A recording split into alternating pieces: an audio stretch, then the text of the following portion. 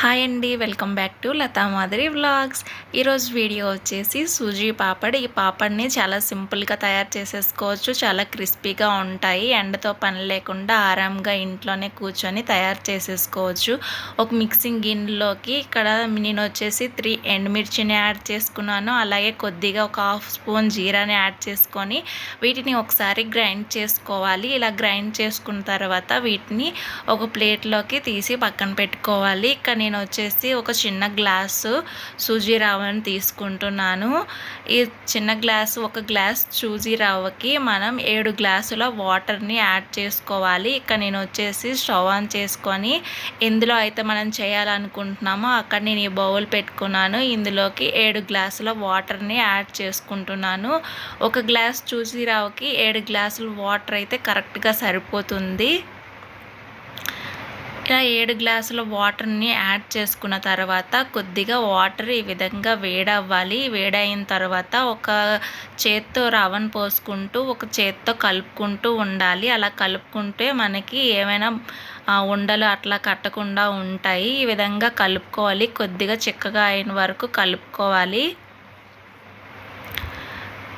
ఇలా ఒక 10 నిమిషాలు కలుపుకుంటే కొద్దిగా దగ్గర పడుతుంది రవ్వ అనేది వాటర్లో ఉడికి. ఇక్కడ చూడండి, ఈ విధంగా కొద్దిగా దగ్గర పడింది కదా, ఇంకో కొద్దిగా దగ్గర పడాలి. ఈ విధంగా ఉడికించుకున్న తర్వాత ఇందులోనే రుచికి సరిపడా సాల్ట్ని యాడ్ చేసుకున్నాను. అలాగే ఒక స్పూన్ నువ్వుల్ని యాడ్ చేసుకున్నాను. అలాగే మనం ముందుగా ఎండుమిర్చిని జీరాని పౌడర్ చేసి పెట్టుకున్నాం కదా, ఆ పౌడర్ని కూడా ఇక్కడ యాడ్ చేసుకొని ఈ మిశ్రమాన్ని మొత్తం ఒకసారి మిక్స్ చేసుకోవాలి. ఇలాగా చిక్కపడింది కదా, ఈ విధంగా ఉంటే సరిపోతుంది. మనం లాస్ట్లో వేసుకుంటే మనకి మిర్చిలో నుంచి కలర్ ఏం దిగకుండా వైట్గా వస్తాయి పాపడ్స్. ఈ విధంగా ఉంది కదా, ఇక్కడ నేను వచ్చేసి సరిపోతుంది. ఇంకా స్టవ్ ఆపేసాను. ఇక్కడ చల్లగా అయిపోయింది. ఒక వైట్ క్లాత్, ఏదైనా క్లాత్, కాటన్ క్లాత్ తీసుకొని ఇలాగా క్లాత్ అంతా ఈక్వల్గా వేసేసుకొని ఒక చిన్న గరిటె, ఇది గరిటెతో నేను ఒక గరిటె పిండిని వేసుకొని ఇలాగ కొద్దిగా స్ప్రెడ్ చేసుకోవాలి. మరీ పలుచగా కాకుండా అలాగ థిక్గా కాకుండా ఈక్వల్గా స్ప్రెడ్ చేసుకుంటే సరిపోతుంది. ఇలాగ రౌండ్గా వేసేసుకోవాలి. ఇలా రౌండ్గా వేసుకొని ఒకసారి రౌండ్గా ఇలా తిప్పేసుకోవాలి. ఈ విధంగా వడియాలన్నిటినీ వేసేసుకోవాలి ఈ పాపడ్ని. ఇక్కడ చూడండి, నేను అన్నీ ఈ విధంగా పాపడ్స్ని ఈ విధంగా అన్నీ వేసేసుకున్నాను.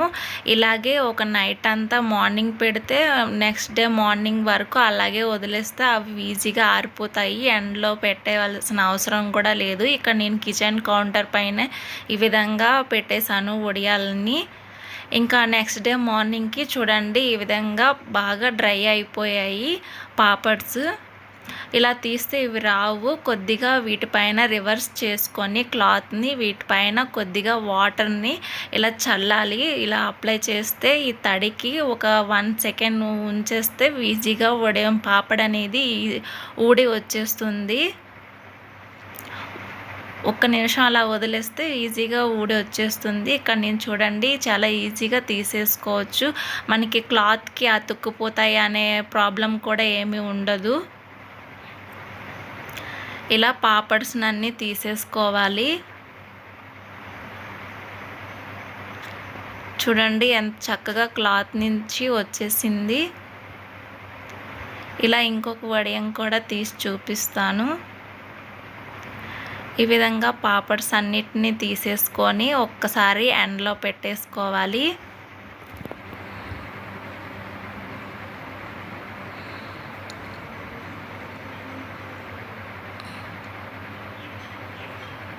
మనం ఎండలోకి వెళ్ళే అవసరం లేకుండా ఈజీగానే ఇంట్లోనే కూర్చొని ఆరాంగా పెట్టేసుకోవచ్చు పాపడ్స్ని. ఇలా వడియాల మొత్తాన్ని నేను తీసేసుకుంటున్నాను. ఇక్కడ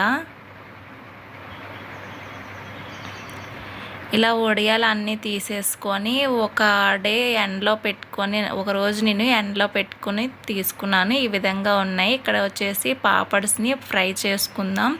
ఇక్కడ నేను వచ్చేసి కొద్దిగా ఆయిల్ యాడ్ చేశాను. ఇది కొద్దిగా ఫ్రై అయ్యి ఆయిల్ వేడయ్యింది. ఈ పాపడ్స్ని ఈ విధంగా ఫ్రై చేసుకుంటే చూడండి ఎంత క్రిస్పీగా బాగున్నాయి. వైట్ కలర్లో బాగా వచ్చినాయి కదా. ఓకే, మీకు ఈ వీడియో కనుక నచ్చినట్టయితే లైక్ చేయండి, అలాగే సబ్స్క్రైబ్ చేయండి మన ఛానల్ని ఎవరైనా ఫస్ట్ టైం చూస్తున్న వాళ్ళైతే. Okay, bye bye.